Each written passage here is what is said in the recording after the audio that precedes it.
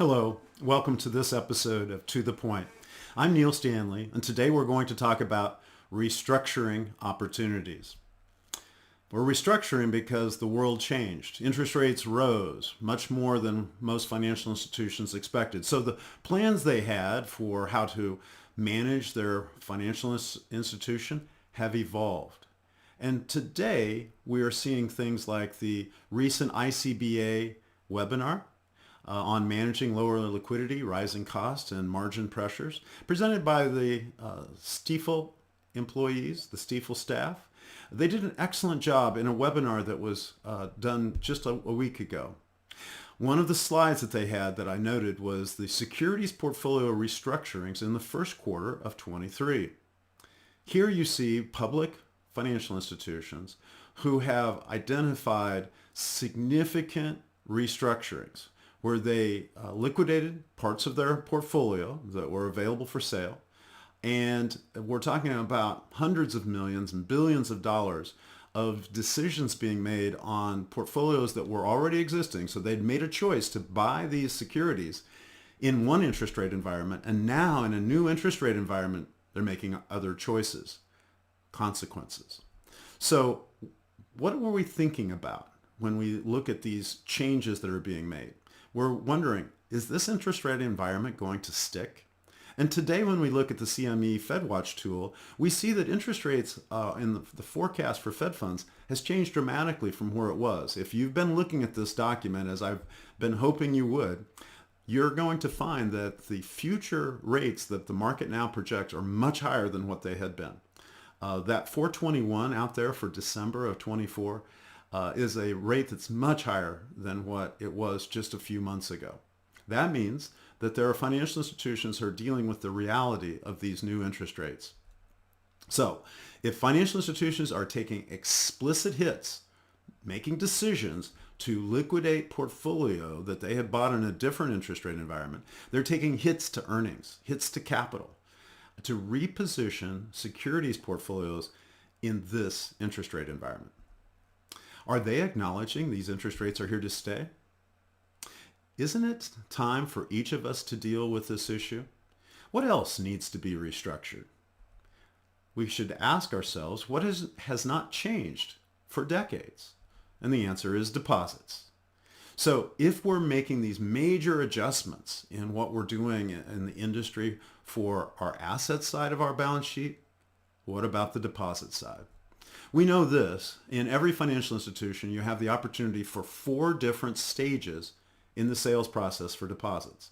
Those stages are your standard offers, your promotional offers, your negotiated offers, and your retention offers.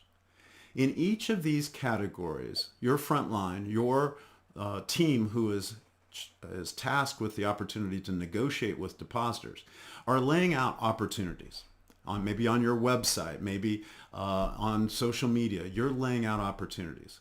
Well, the opportunities need to move from standard to promotional to negotiated and retention. But when we start with standard, there are some things we can do to make sure that the value is perceived. Our base offers, you could call them manufacturer's suggested retail price. That's for safe, simple, and predictable banking. But then we know that we also should be dollarizing every offer. We should be showing the dollar difference compared to what we're giving you compared to the alternatives. And then we can use features, which is basically relationship pricing. And the features move you from standard rates up towards the promotional and the negotiated in kind of a stepping stone manner.